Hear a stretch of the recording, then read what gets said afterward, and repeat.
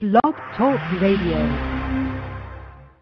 Hello and welcome to the Saturday night broadcasts from the Kentucky Waterfield Museum. Today is April 7th, and we have for the third time a very special guest, Stephen Meyer, widely known waterfield device inventor, industrial troubleshooter, and general problem solver. Are you with us there, Stephen? I am. By the way, happy Easter to all.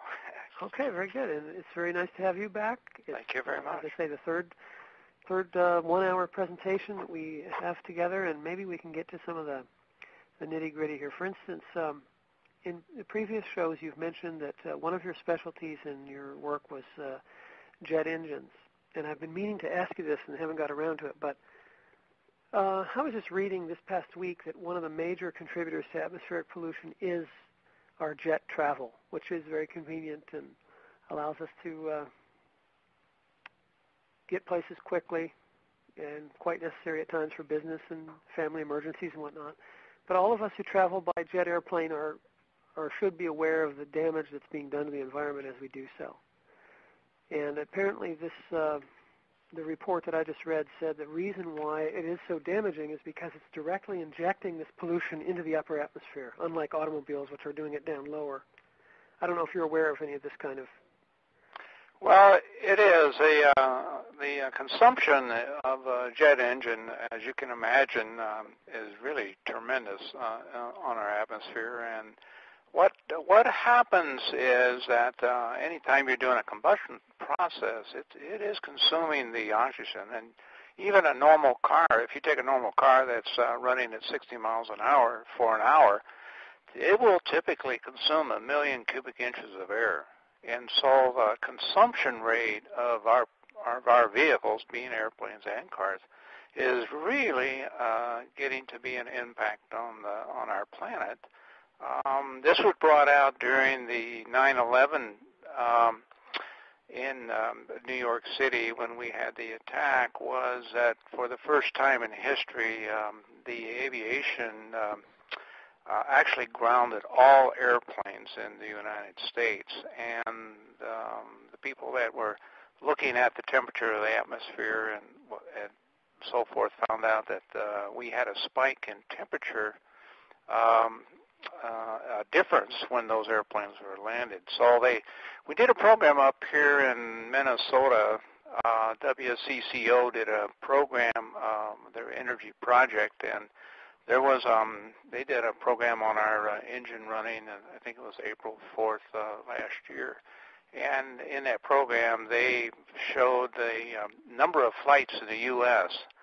that we are doing, and it is incredible amount of consumption of oxygen.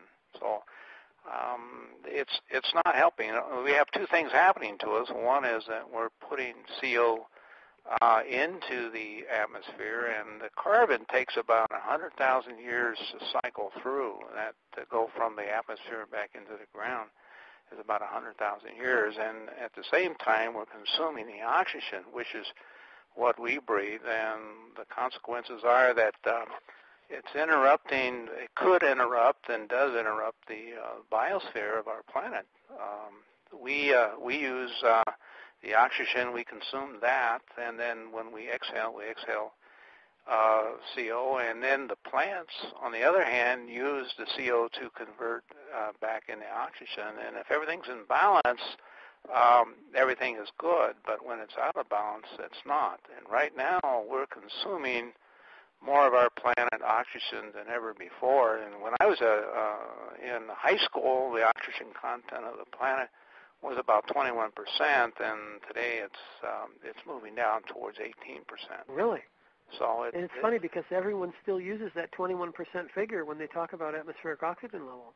Well, they do, but when you think about the global warming that we're having right now, that ice that's melting, you have to look at not only is it converting from a solid back into liquid, but it also, when the sun is instead of being reflected from the planet, it's being absorbed now by the oceans, and then of course the water vapor it condenses and you get water vapor, And then those molecules, the sun provides a UV, and UV is in the same frequency range as the water, so by itself it will decompose water, and it's adding the oxygen back into the air. But that's from the ice melting. So it seems right now that the Earth is trying to regulate itself. When I look at it as the ice is melting, the land that's underneath the ice is being exposed, and more foliage is now showing up. And I think eventually what will happen is that the more and more of the planet will start to absorb, the plants will start to absorb the CO, and it'll be kind of a regulating. And even produce oxygen. Produces the oxygen. That's so there is kind of a regulation going on. And I think the biggest one is like Greenland right now, where it's going to affect the temperature of our planet. Effectively, when the Great Lakes were frozen, when we had the Ice Age, as the planet was warming up, the liquid from that melt went down the St. Lawrence Seaway into the ocean, and what happened was that cold temperature that dumped into the Atlantic interrupted there's a tectonic, not a tectonic belt, but a belt of warm water that flows around the continents, and they flow up the United States East Coast and across over to Europe and England, and then back down towards Africa. That's not the Gulf Stream. It's called the Gulf Stream. Yes, it is a Gulf Stream, but it also goes over to Indonesia and India, and then comes back around. Now, what's going to happen if it follows suit that it did on the St. Lawrence Seaway when Greenland is melting its ice, it will interrupt that flow. Effectively, I think at that point they're estimating that Europe is going to go into a deep freeze. So that's the basis for the movie The Day After Tomorrow?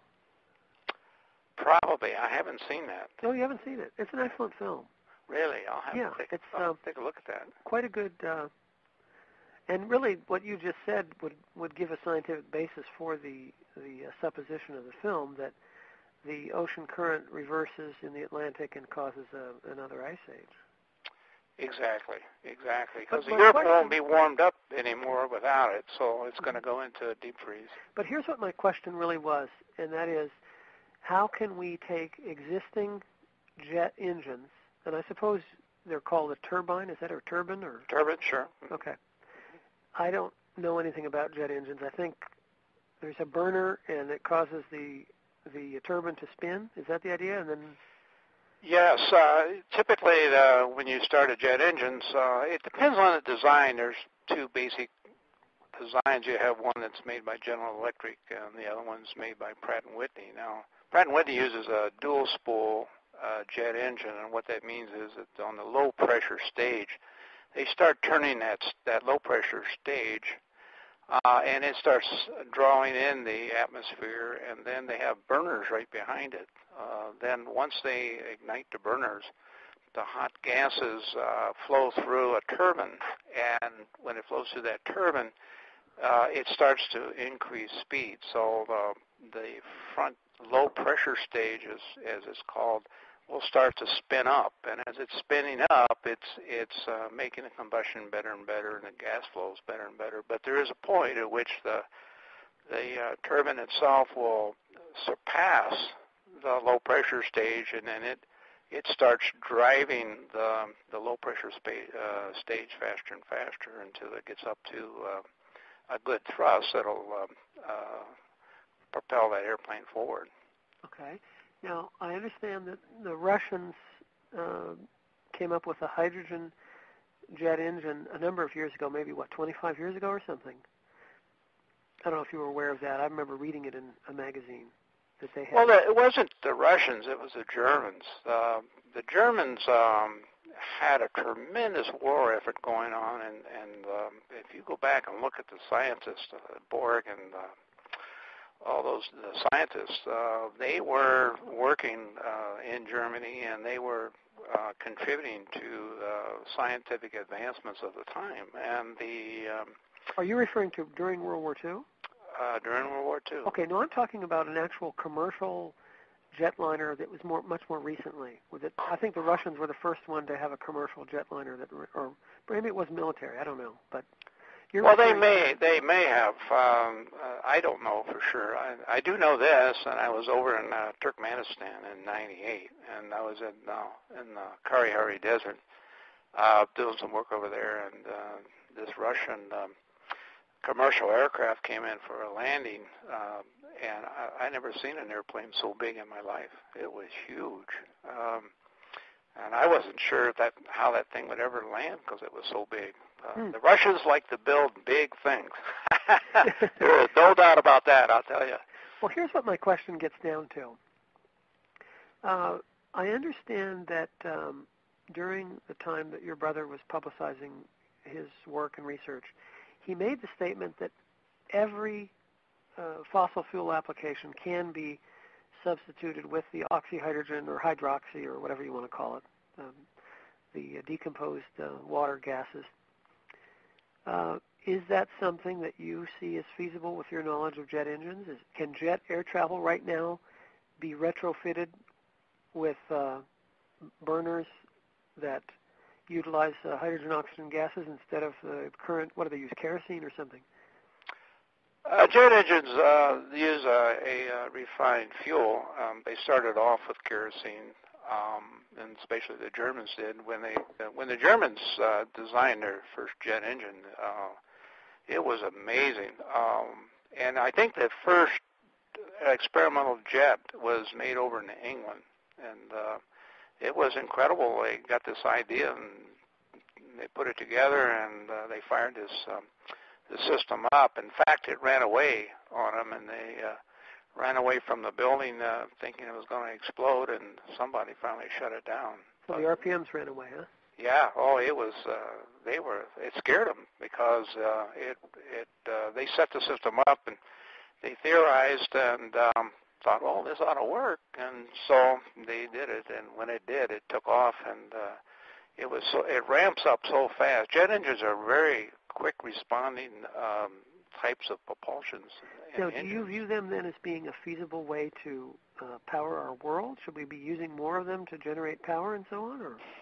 Well, we used jet jet engines that were no longer flight worthy, if you will. They were kind of like jets put in service, and then we kept them on the ground and just anchored them on the ground and used them as to drive generators. We used to put in these 25 megawatt peaking stations with the jet engines, and the nice things about them, you could push a button, in 4 minutes you were up and running, and you were producing the 25 megawatts of energy.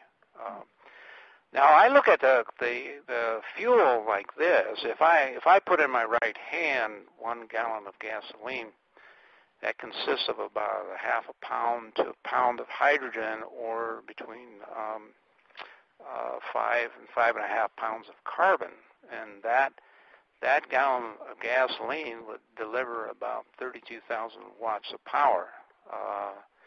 And if I have in my left hand 1 gallon of water, what I see is 1 pound of hydrogen and 7 pounds of oxygen, with equivalency of about the same energy. So when you look at these two sources of energy that can be used, I see the water as being a better source because it's not only supplying the hydrogen for it, but it can be supplied the oxygen for it. Is it even supplying excess oxygen or just the oxygen needed to burn the hydrogen? There has been a little bit of a dispute about that on one of the groups recently. Well, you have to look at combustion in the light of our atmosphere, if you will. I guess a case in point here would be if you strike a match. We used to have these safety matches you could strike, and on the tip of the safety match they would have an oxidizer, and so that when you cause enough friction, why that match would light up. And then what happens is the flame is real bright when it starts, but then the flame settles down to a smaller burn. And then as you look at that match and burning, the flame burning, what you're seeing there is that the oxygen in our atmosphere is wicking its way through the molecules of the air, feeding that match for combustion.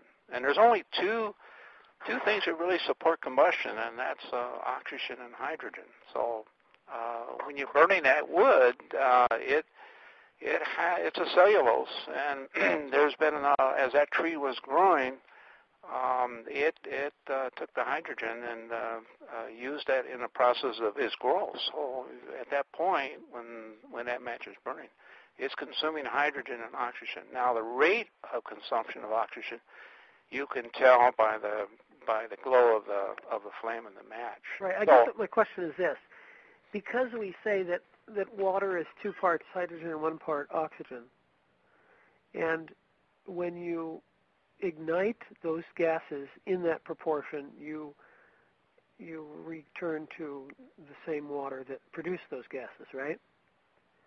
But you can't ignite. No. Well, let me explain it this way. First of all, it's the rate of burn that's important.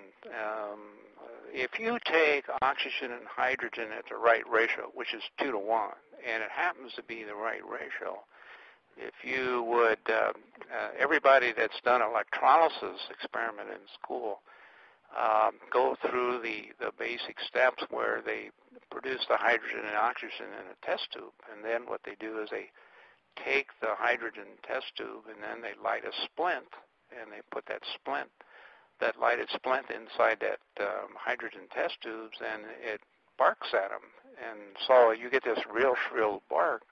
And what happens is the hydrogen is going towards our atmosphere, and it burns so fast that you hear this bark. So now the problem is you have to take that speed in which it will burn and convert to slow it down so it goes into an internal combustion engine. Because the internal combustion engine basically is a slow burn system. Right, based on the fuel that we've been feeding them. Well, what about getting back to the jet engine? Has it been established that decomposed water can run the current jet engines without a great deal of difficulty? Is it produced the right kind of, I suppose you're looking for heat more than anything else, is that right? Well, the way they use water in jet engines right now, they use it for afterburner required. When you see these planes they're being catapult launched off of carriers, for example, they have one of the techniques that they use water to spray into the burners so that they get a greater thrust. So they use a afterburner to help launch that aircraft. Now, what's the purpose of that water? Is it converting to steam and the expansion of the steam aiding the thrust? Well, they're increasing the mass. Anytime you increase the mass of the gases coming out of the jet, you'll get a better thrust. The problem is you can't do that for very long because it's not sustainable. So you'll get a burst of thrust and it'll catapult the airplane, but shortly you have to switch back over to the regular fuel. So because the jet engine is tuned much like you would tune a car, but the jet nozzles inside of a jet engine have to be set for the type of gas that it's going to produce on the thrust. So in other words, if you're going to use that jet in natural gas, you have to change the nozzles for that particular fuel. If you're going to use kerosene, you have to change it for that. And if you're going to use aviation fuel, you have to use J4, you have to change it for that. So the jet engine has to be set up for the type of fuel it is going to use. Now, definitely we have the energy. Now, the thing is the weight of the water. I mean, what's the advantage of water versus gasoline? And effectively, water has, you can use less weight of water than you can gasoline. Theoretically, you could divide the quantity of gasoline you have by about 2.4, and you could come up with what you could do with water. Really? with the same energy. So from an airplane standpoint, it would be lighter weight, but you still have to do that. Nobody's really come up with yet an instantaneous conversion. If they could do that and it was sustainable. Well, that was not one of the claims that Stanley had made, that he had tinkered with the conversion of a jet engine. No, I don't think I think he was looking ahead and saying what's possible. That's what his research center would have been dedicated to, coming up with those. Yeah, that was what his idea was. He actually had plans drawn up. They were very nice plans, and he had a benefactor that actually they had purchased some land, and they were in the process of putting this center together. And well, I've seen an aerial, I guess you'd call a view of it, of artist's rendering or something, in which has what looks like military airplanes parked around the building. It would actually have had a runway, isn't that right? No, I don't think so. Well, not the place I know. Stan really didn't tell very many people where his land was at the time. So this isn't the one that the Grove City News had an article saying that. I think you're talking about like Fayette County. They had approved the use of this land for this research center or something, and they had a they had actually they have actually I think went through the process because they wanted to work with aircraft, and the Fayette County Airport was it was out in the country, and it didn't have very many buildings or things around it, so that was definitely in the cards. Well, I'll tell you where I saw it. There was actually an investor here locally in the Lexington area who basically gave me all of his packet of literature and whatnot that he got with his investment portfolio. And one of the newsletters that he received had this drawing. It wasn't, of course, a photograph because the buildings didn't exist yet, but the drawing showed large airplanes parked around a facility. Well, there was a time when Stan was working with a guy. I think his name was Rick. Rick, I think it was, and Rick was he was a pilot. He was a private pilot, and he was had come down from Alaska, and he had built a Bushmaster aircraft, which I think it was a Piper Cub, which he modified, and he put these great big Tundra wheels on it, and he was really into aviation, and I think he did mustered some equipment and aircraft that in that time when they were looking at it. Now, Stan, of course, was not he didn't know anything about aircraft. So he never consulted with you on the application of the oxyhydrogen for jet engine modification? Well, we talked about some things. I guess my question really has to do with the fact that you get a certain kind of flame. I didn't know you could convert a jet engine to natural gas until you just mentioned it. But in other words, it is possible to convert them to different fuels, just like you can convert any internal combustion engine. Well, yeah, you can use all different fuels and formulations and things, but you can't take that airplane. You can't take that. When you take the airplane in the air, you're better at work. You don't take anything and put it in an aircraft and fly it around without approval from FAA. And so if you modify an airplane, it becomes experimental. That engine has to go through a tremendous amount of development, and you have to show and prove that that jet is going to work, and before it ever goes into the aircraft. And then it has to go through a phase. You can get permission to take an experimental airplane and fly it around the pattern at the airport. In other words, you just take it off and you stay around the airport, and if something happens, you land it. But when you're at that stage, you've done a lot of work, and that's pretty expensive. You're talking about some dollars to do things like that. Oh yeah. Well, now the aviation, like Boeing, for example, just they're selling their 787s right now because they're getting 25% more efficiency out of their engines than they had before. And they've made tremendous improvements on the jet engines, materials. Those blades inside that low-pressure stage, and when they're spinning up to full RPMs, the blade tips themselves are moving around at the speed of sound, and they go through a lot of stresses, and they can fly apart. And so, jets, you do a lot of work on a jet engine before you ever put it in an airplane. I'll tell you that. Yeah.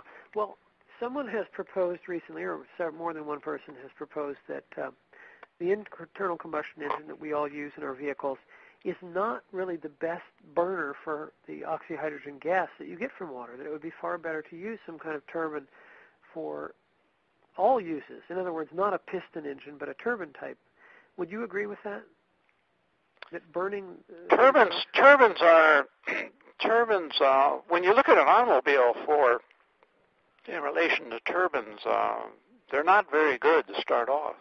You know, what happens is a jet engine, a jet plane, for example, has about 200 and 300, 400 pounds of thrust. That's not very much thrust, but they move through the air because the plane's designed aerodynamically. But when you get your car, the 200 pounds is not very much. So they, on cars, they develop the turbine for the automobile, and that only works after it gets up to a certain speed. And what they do is they take the exhaust output and run it to a turbine which spins up and compresses the air coming back into the intake, and then at the same time you have to adjust your fuel so that you'll get the correct blend. Now, on regular cars, if you look at any car, you'll find out that the air intake and the air coming in the car is at 90 degrees.